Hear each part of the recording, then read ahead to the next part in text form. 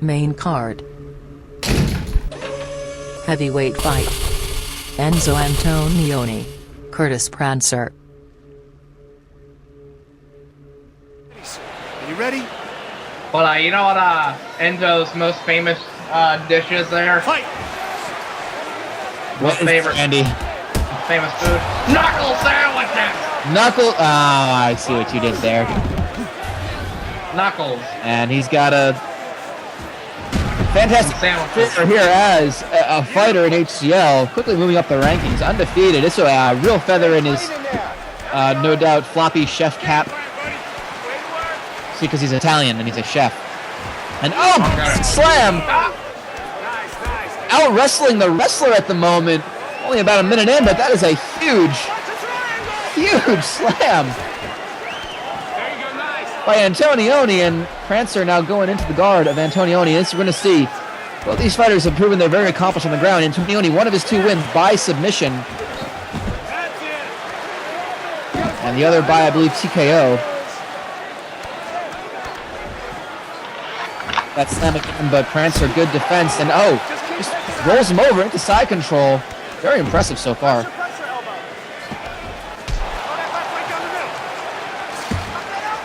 And there goes right to mount. Does Antonioni.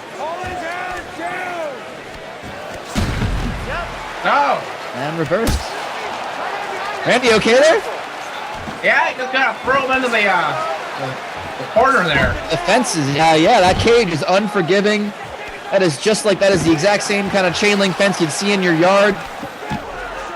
What yard? And nice teep by. Oh! He goes for the uppercut, blocked by Prancer. Standing, I think the battle benefits Antonioni. Prancer's going to want to take this to the ground once more.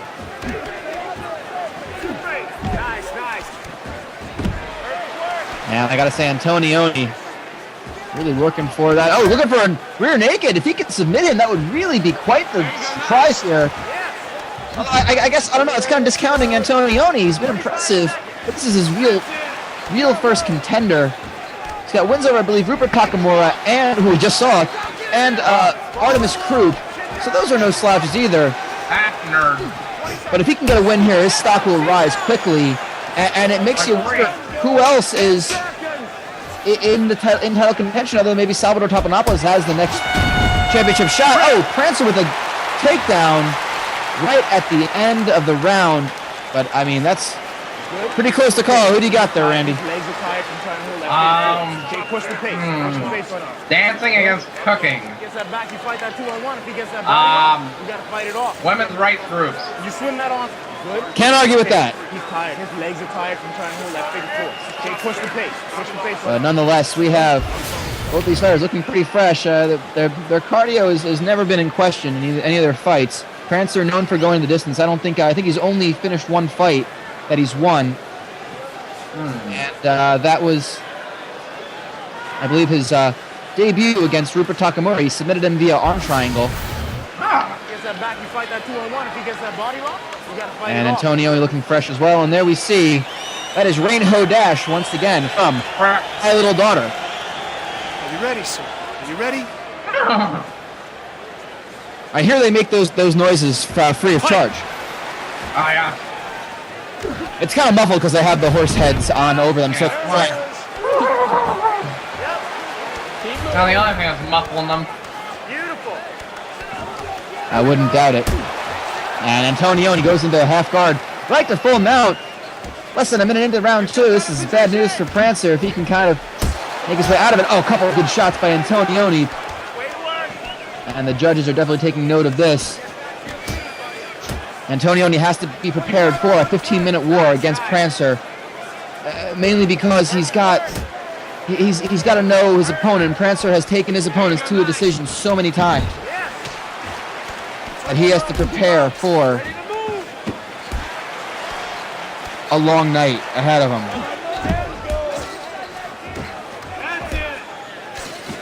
And meanwhile, Antonioni keeping some time on top, staying busy, and Prancer actually Antonioni almost let him get to his feet there to dirty box. Oh, that's why! Because the stand-up battle definitely benefits Antonioni. couple good shots, working the body over of Curtis Prancer.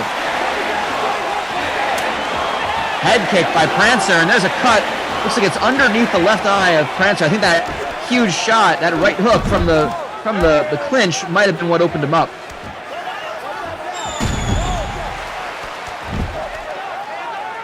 And there we see Prancer taking it to the ground, and again, this is a really good place for him to be. It's been his specialty, and he's got the back of Antonioni, he's got the hooks in, lets it go. I don't understand that. And oh, Antonioni goes in for an arm triangle. Going for an attempt, but Prancer pretty solid there, but Antonioni's been just relentless so far in this second round. Nice.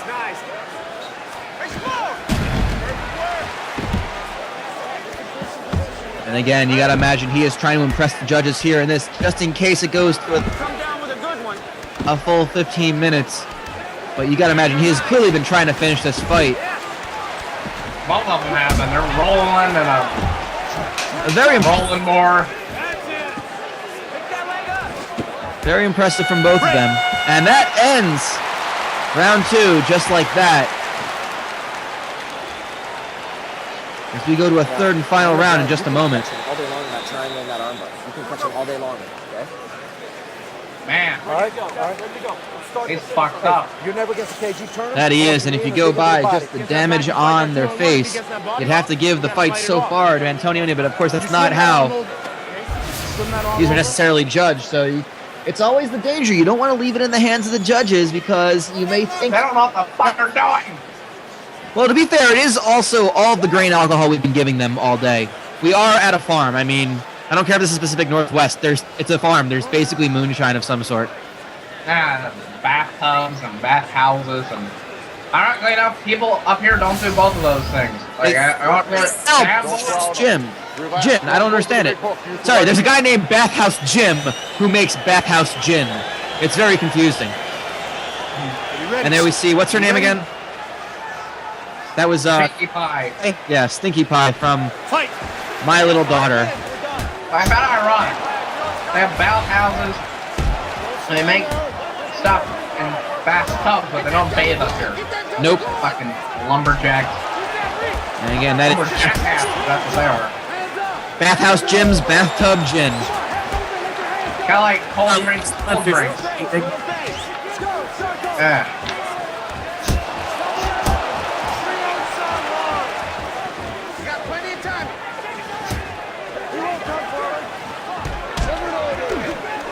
And here we see round 3.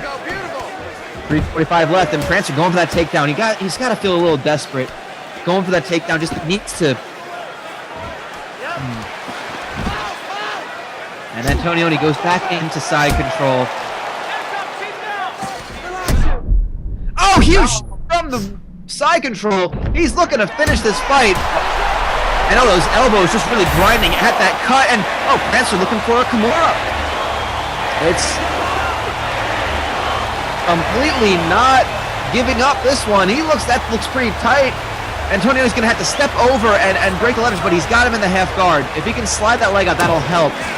And yup, there you go. He just slides right over both legs and into side control again, where he's done a lot of damage tonight. And you can hear the corner of Antonioni saying head and arm choke. Going for that arm triangle again. Another word for the head and arm choke.